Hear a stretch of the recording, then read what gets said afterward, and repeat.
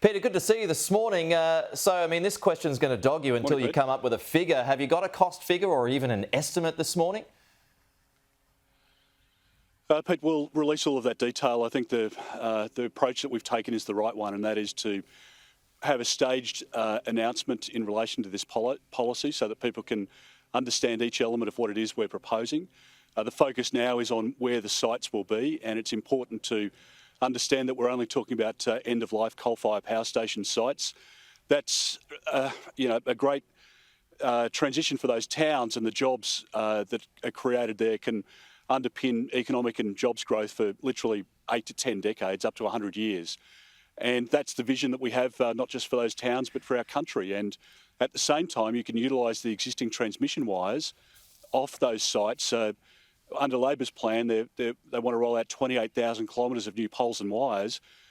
Their overall plan costs $1.2 to $1.5 trillion. And I want to get electricity bills down. I don't want to see them go up dramatically as Labor's proposing at the moment. OK, so just one more on the costs. Experts will speculate, and indeed have done so already this morning, $20 billion per reactor.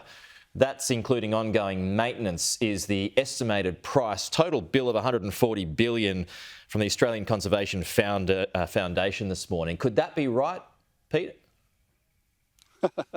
Oh, look, why not just, quote Bob Brown or Chris Bowen? There are lots of crazy people out there in this debate. I just want to stick to the facts, and let's have a mature discussion about it. Of the top 20 economies in the world, Australia is the only one that doesn't have nuclear. Where nuclear is present, we know that electricity is much cheaper and it's reliable. Under this government over the last 2 years, there's been a threefold increase in the number of manufacturing firms who have closed because of unreliable energy and a market in which they just can't operate. So what about these questions that we just heard from the punters about technology that we don't have because we don't have the industry, the workforce that we don't have? We can't even get Snowy Hydro built. Why would this be any different? Well, Peter, a couple of points. So firstly, those critics say the same thing about the nuclear submarines, but both parties have signed up to it. The Prime Minister signed up to the safety of the nuclear technology. They've obviously got submariners sleeping alongside the reactors and at sea for months at a time.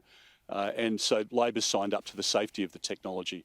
They've also signed up to the disposal of the waste. So we already do that. I guess the other point to make, which is an obvious one, is that Australia's been a nuclear country since 1958. Lucas Heights operates in New South Wales. About 1 in 2 Australians over the course of their lifetime will benefit from that nuclear facility because of nuclear medicine.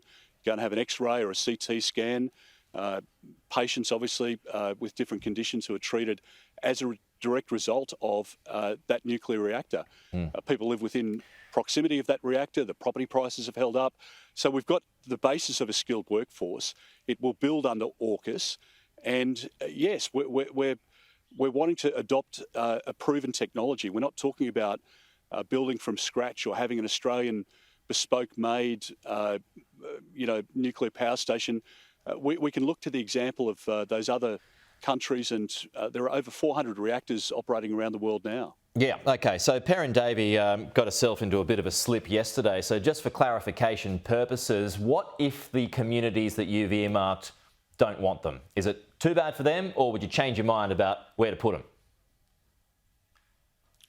Well, Perrin, I think, made a mistake yesterday, as everybody does from time to time. So I think that's been dealt with. But OK, so you're locked on. You're locked on those locations.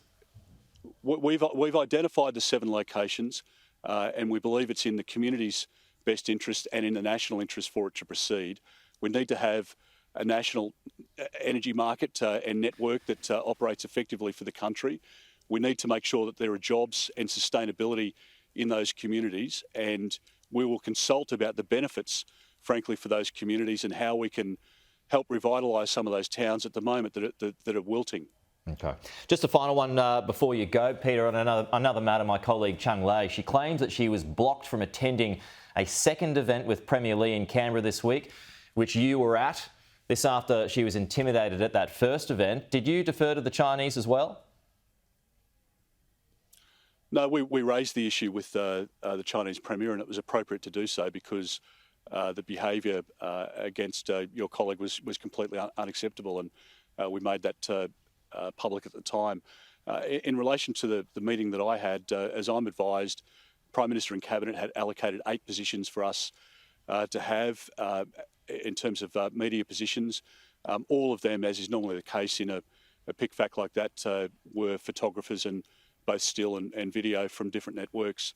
There were no journalists in the room otherwise, so that was how it operated as I understand. We offered an interview. I offered to have an interview with Chang Lei after my meeting with the Premier, but as I understand it, she had a flight to catch. I think she was probably off to Perth and wasn't able to have that interview.